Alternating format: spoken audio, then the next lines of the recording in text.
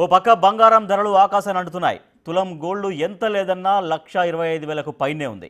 ఇలాంటి టైంలోనే రేట్లు తగ్గినా ఆఫర్లో తక్కువకు వస్తే బాగుంటుందని అందరూ అనుకుంటారు. గుంటూరులో అరకిలో బంగారం జస్ట్ 12 లక్షలకు ఇస్తామని కొంతమంది ఆఫర్ ఇచ్చారు. అంత తక్కువ ధరకే బంగారం వస్తుంది అంటే ఆశ కలిగింది. వెంటనే 12 లక్షలు తీసుకొచ్చి ఇచ్చారు. ఆఫర్ ఇచ్చిన వాళ్ళు బంగారం చేతిలో పెట్టారు. కానీ చివర్లో ఊహించని ట్విస్ట్ ఎదురైంది.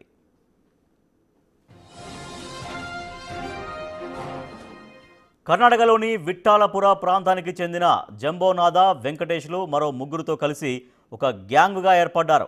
వీళ్ళంతా రాంగ్ కాల్స్ ద్వారా అమాయకులతో పరిచయం పెంచుకొని తమ దగ్గర తవ్వకాల్లో దొరికిన బంగారం ఉందని, తక్కువ ధరకే అమ్ముతామని బాధితులను నమ్మించి మోసం చేస్తున్నారు. ఇదే టైంలో గుంటూరు కొరటెపాడుకు చెందిన దంపతులకు రాంగ్ కాల్స్ ద్వారా కనెక్ట్ అయ్యారు. తమ దగ్గర బంగారం ఉందని, అరకిలో కేవలం 12 లక్షలకే ఇస్తామని చెప్పారు. ఈ గ్యాంగ్ ఆ జంటను నమ్మించేందుకు ముందు నిజమైన బంగారం ముక్కల్ని ఇచ్చారు. ఆ దంపతులు కూడా నిజమని నమ్మేశారు.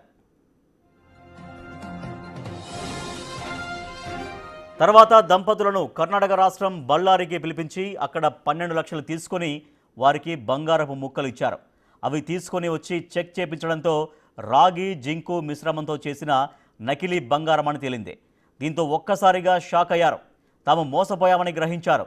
వెంటనే నిందితులకు ఫోన్ చేశారు. బట్ స్విచ్ ఆఫ్ రావడంతో బాధితులు అరండల్పేట పోలీసులకు కంప్లైంట్ చేశారు.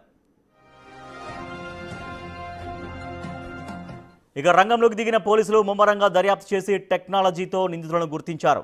నిందితులు జంబోనాథ, వెంకటేష్లు మరో జంటను మోసగించడానికి వచ్చిన క్రమంలో హౌసింగ్ బోర్డు కాలనీ వద్ద అరెస్టు చేశామని డీఎస్పీ తెలిపారు. నిందితుల నుంచి 7 లక్షల క్యాష్ని స్వాధీనం చేసుకున్నారు. ముఠాలోని మరో ముగ్గురు పరారీలో ఉన్నట్లు పోలీసులు తెలిపారు.